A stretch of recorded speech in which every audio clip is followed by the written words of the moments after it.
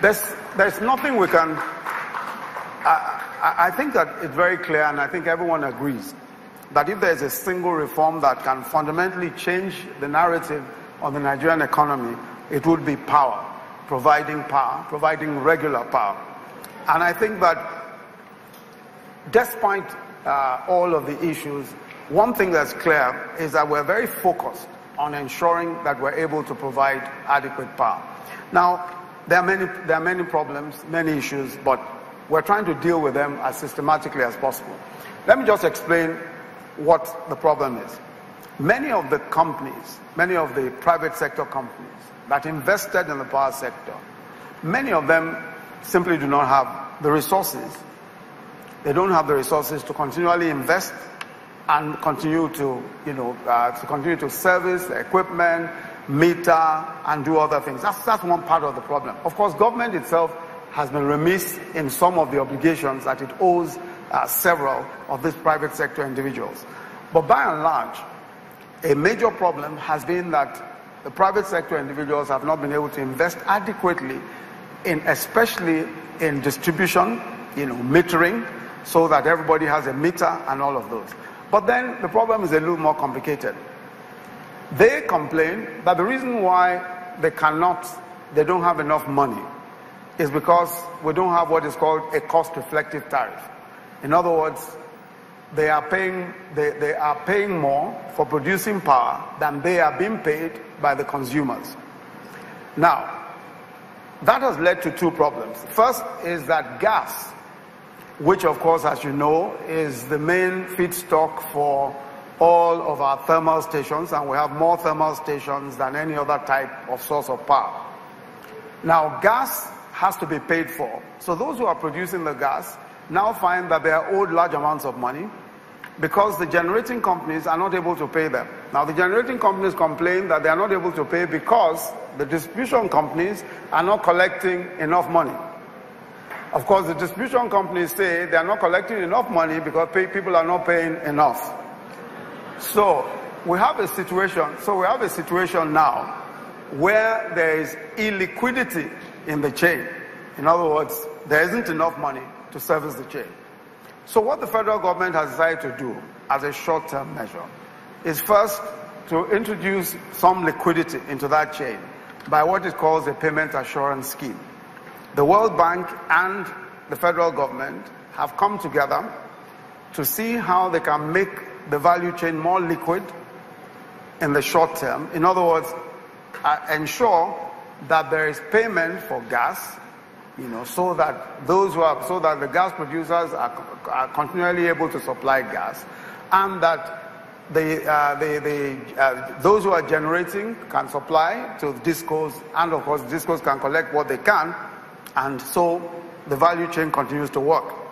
Now that is a facility which is a CBN facility for about 701 billion naira, and this is the first payment, I believe, was made just this month. I believe that's when the first payment was made, this month. Okay.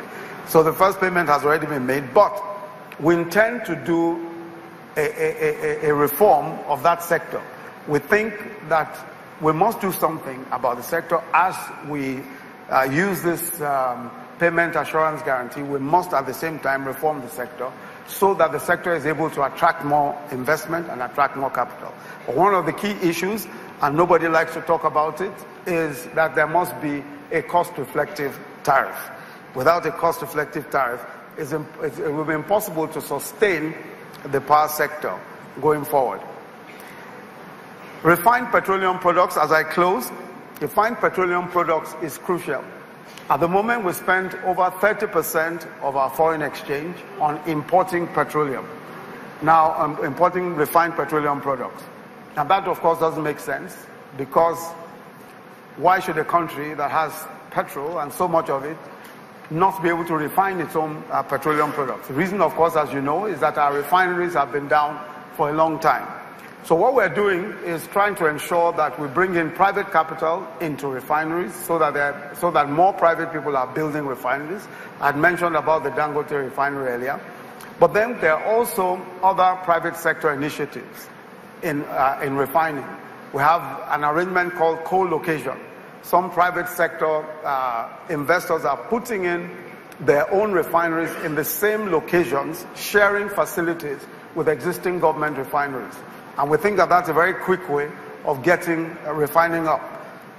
Our plan is that by 2018 we will be at least producing between 60 and 70% of all our petroleum needs and reducing as we go along.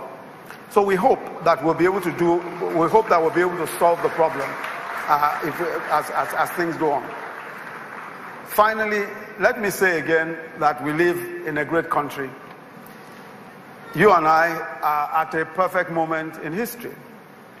The opportunities are limitless, and added to that, we have easily some of the best talents, some of the best people anywhere in the world. Our population is young and vibrant, and they are bolder and more creative, more entrepreneurial than the youth of any other country in our region. We have competed and beaten the best in the world. So what do we have to fear? What do we have to worry about? I very strongly believe that this generation, especially of young people, must not allow the failures of the past to hold it down or become an excuse for your own failure. You mustn't. Every generation has a responsibility to take life opportunities and challenges as they find them and go ahead and do great things. So you here are no longer leaders of the future, because the future is already here. Thank you very much.